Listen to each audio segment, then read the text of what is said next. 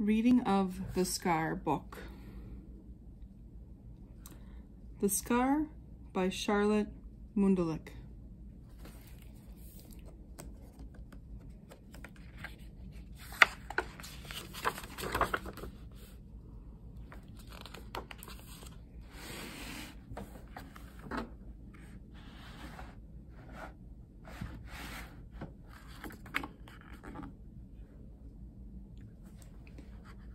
Mom died this morning.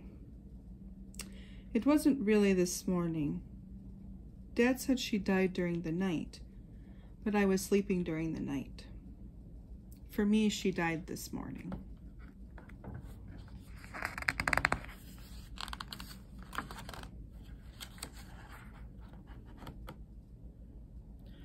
Yesterday, my mom was still alive.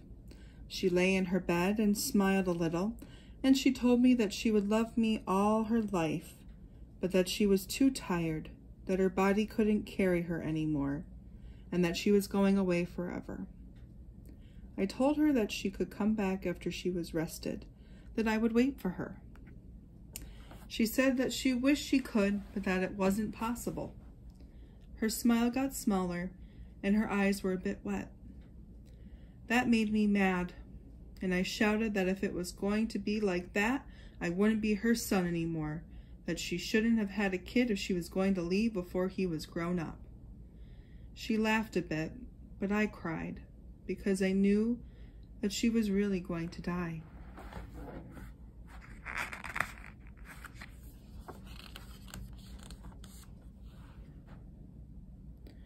When I woke up this morning, everything was quiet. I couldn't smell coffee or hear the radio. I came downstairs, and my dad said, "Is that you, honey?" I thought that was a silly question, because other than Mom, who was too sick to get out of bed anymore, and Dad, who was the one asking the question, I was the only one in the house. I said, No, it's not me," which I thought was pretty funny, but then I noticed that Dad wasn't laughing. He smiled a very small smile and said, "It's over," and I pretended I didn't understand.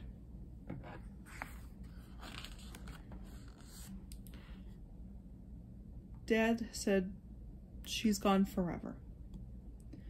I knew that she wasn't gone. She was dead, and I would never see her again. They were going to put her in a box and then in the ground where she would turn into dust. I know very well that dying means that you're never going to come back. "Well, good riddance," I yelled to Dad. I couldn't believe she'd leave us. I couldn't believe she'd left us. How will Dad know how to make the toast the way I like it? Cut in half with honey and a zigzag? I was sure that Mom didn't teach him how, and now it's too late. He won't be able to manage without her.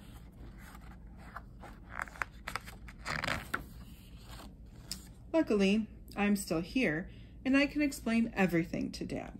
I told him, "Don't worry, I'll take care of you." And I cried a little because I didn't really know how to take care of a dad who's been abandoned like this. I could tell that he'd been crying too. He looked like a washcloth, all crumpled and wet. I don't really like seeing Dad cry.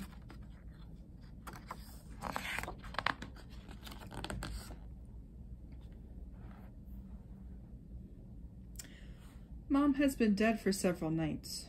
I don't want to sleep anymore. I have a bit of a stomach ache, and I haven't been able to take care of Dad.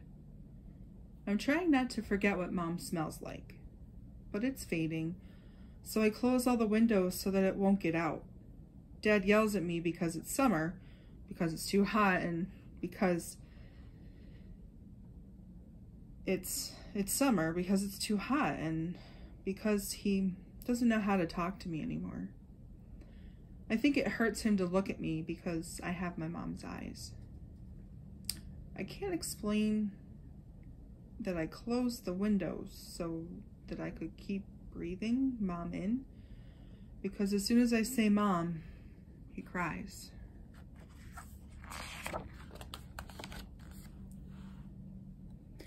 It's not just Mom's smell that's fading. I feel like I can barely remember the sound of her voice. So I plug my ears, cover my eyes, and shut my mouth to keep it with me. But not my nose, because I need to breathe.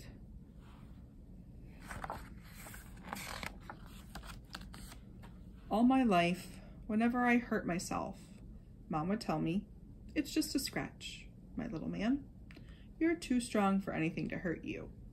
I would close my eyes and she'd open her arms to me and the pain would disappear just like that. Yesterday, I fell while I was running on the garden wall and I got a big scrape on my knee, which wasn't much fun, but I heard it, my mother's voice. So something good came out of my getting hurt. I waited until a little scab formed and I scratched it so that it opened again and the blood came back. It hurt a bit and I tried not to cry. I told myself that as long as there was blood, I would still hear my mom's voice and I would be a little less sad. This morning, Grandma showed up. She's Mom's mom. I'm a bit worried because now I have 2 sad adults to take care of. And on top of that, I've got to keep an eye on my scab. At first, Grandma hardly moves, but then she starts looking around our house like she's searching for something or someone.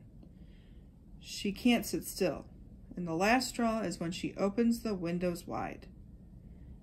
"It's too hot in this house. We're all gonna suffocate," she says. And that's too much for me. I shout and cry and scream, "No! Don't open the windows! Mom's going to disappear for good!" And I fall and the tears flow without stopping. And there's nothing I can do and I feel very tired.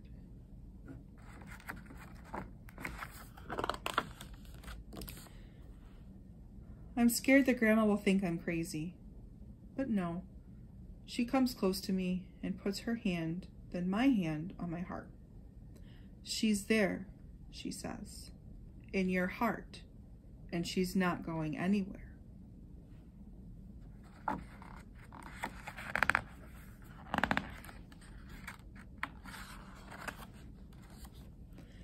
I feel better after Grandma tells me that. She's older than I am, and she's my mom's mom. So she should know. I'm so afraid of forgetting Mom completely that once I know that she's in my heart, whenever I can, I run. I run until my muscles hurt, until it hurts to breathe, and then I feel Mom beating very hard in my chest.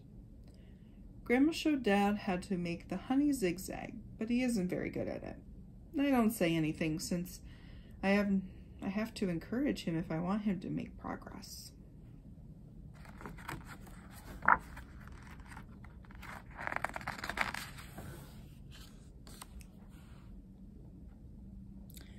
Grandma went home a few days ago, and when I woke up this morning, I smelled coffee and heard a voice on the radio saying that it was going to be a nice day.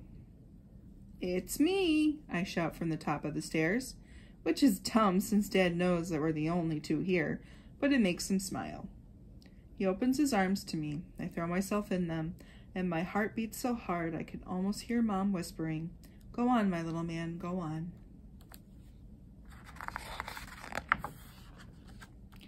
In bed tonight, I brush my knee with the tip of my finger, and the skin is all smooth, all new. I kick back my covers and look more closely to see the scab is gone. It's turned into a scar without me noticing. For a second, I think I might cry, but I don't.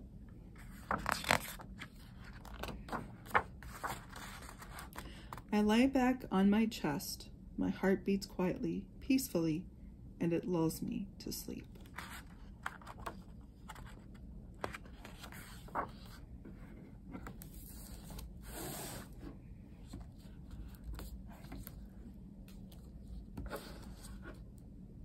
The end. The end of the scar reading.